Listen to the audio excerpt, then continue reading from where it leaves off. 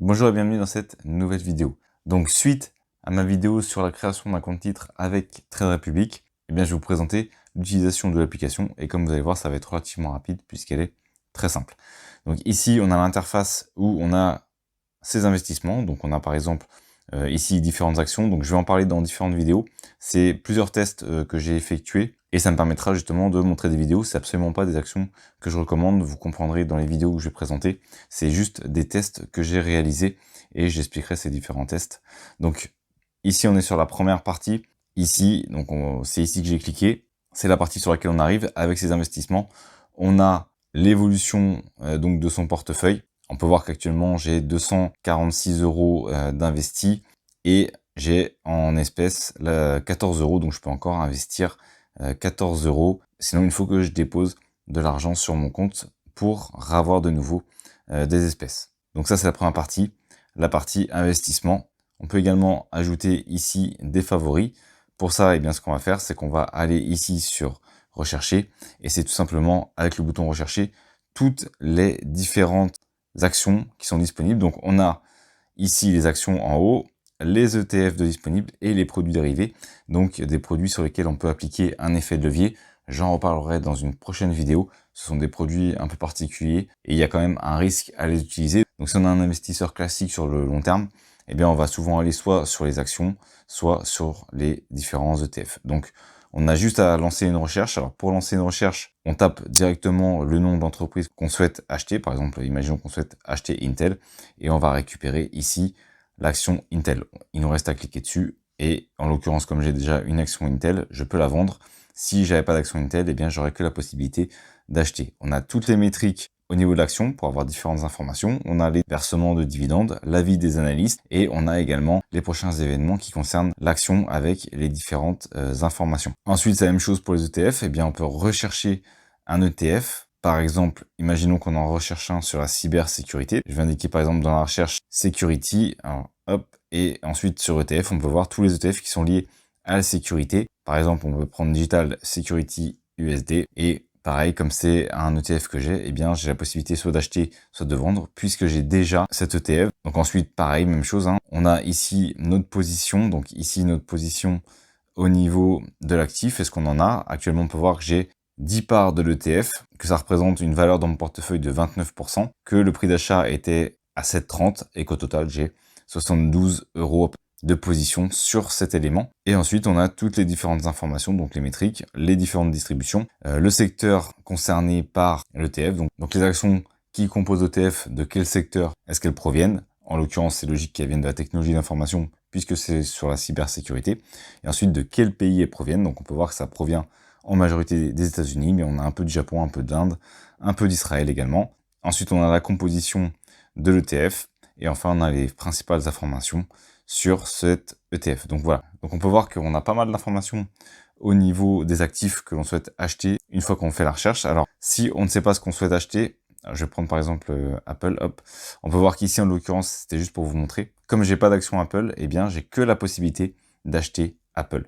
J'ai pas la possibilité de vendre, ce qui est logique. Donc maintenant, ce qu'on peut faire également, si on n'a pas d'idée sur ce qu'on souhaite acheter et qu'on veut avoir par exemple des nouvelles idées, eh bien ce qu'on peut faire, c'est faire voir plus. Alors ici, je l'ai fait pour les actions, mais on peut faire la même chose pour les ETF ou les produits dérivés. Donc je vais faire voir plus ici.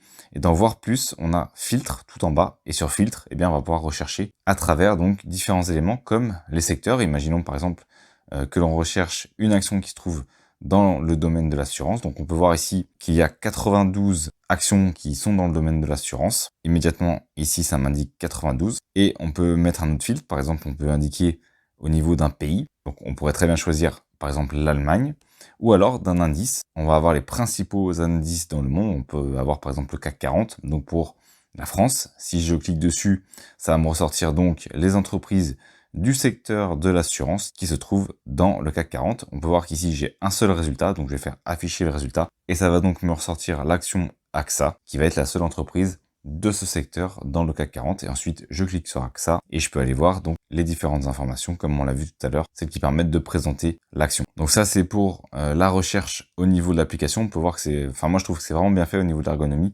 C'est très simple d'utilisation et en même temps c'est plutôt complet. Ensuite on va aller ici sur la gestion des ordres.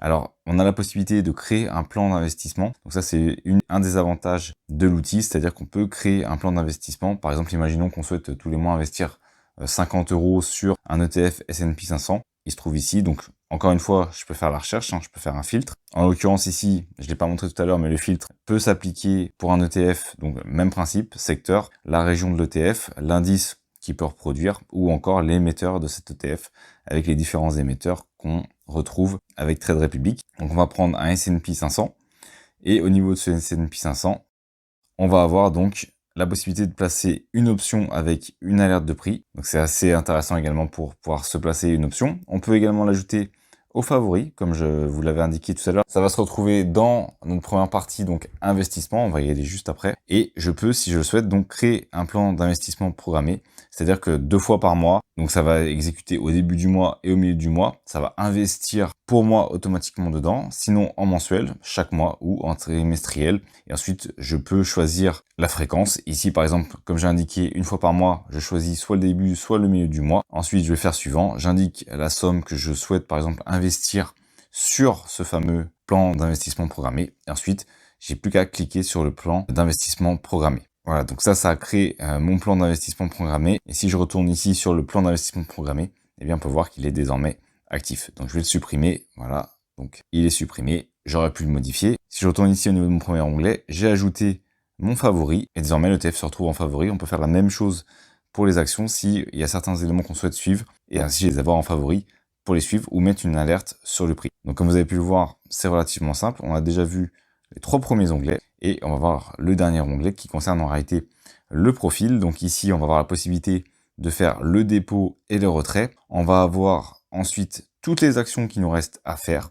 Et ensuite, on va avoir par date toutes les actions qu'on a réalisées, par exemple les achats, les versements, qu'est-ce qu'on a acheté. Ça nous permet donc d'avoir quoi? Eh bien, l'historique de toutes nos actions sur Trade Republic. Et enfin, ici, en cliquant sur les paramètres, on a toutes les informations qui concernent l'application, comme les coordonnées qu'on a renseignées, le numéro de compte, bref, toutes les informations qui nous concernent au niveau de notre profil. Donc, je ne vais pas aller dedans, mais toutes les informations qui nous concernent sont au niveau de cet élément. On pourrait penser qu'il y a d'autres éléments à regarder. Eh bien non, on fait le tour général de l'application. Donc, on a pu voir les principaux éléments de l'application. Vous avez pu voir, en réalité, c'est une application qui est très simple à utiliser. Et pour un investisseur qui n'a pas besoin forcément d'avoir énormément de fonctions, eh bien c'est une application très intéressante. C'est pour ça d'ailleurs que je la teste. Et pour un utilisateur qui n'a pas besoin d'avoir énormément d'options, qui a juste par exemple, prenons un exemple simple, il sait qu'il souhaite acheter telle action, imaginons par exemple Intel, eh bien il va sur l'application, il fait un dépôt avec sa carte bancaire ou on peut le faire avec Google Pay ou avec un virement. Et ensuite, à partir de là, il n'a plus qu'à acheter l'action Intel qui se retrouve